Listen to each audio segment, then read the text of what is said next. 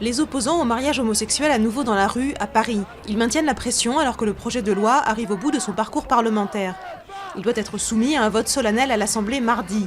Brigitte Bardot a également annoncé que le collectif La Manif pour tous présenterait des candidats aux élections municipales de 2014. Des milliers de secouristes à pied d'œuvre en Chine.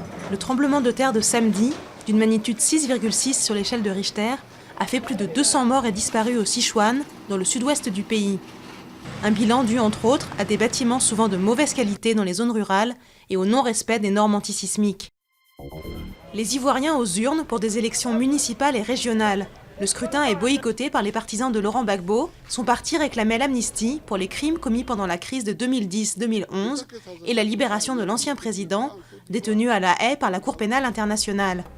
Un signe que la réconciliation nationale a encore du chemin à parcourir.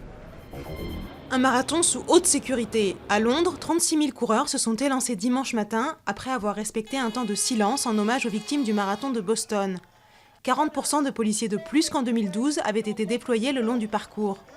La course s'est déroulée sans incident et a été remportée par un Éthiopien et une Kenyane. Du morbier, du roquefort, du camembert, de la tome, le Festival international du fromage de Hong Kong invite les palais asiatiques à découvrir toutes les nuances de ce produit. La Chine, qui s'est mise au vin il y a une dizaine d'années, est aujourd'hui une terre de conquête pour les fromagers. En associant le fromage à une certaine idée de l'art de vivre, ils espèrent séduire les classes moyennes et supérieures chinoises.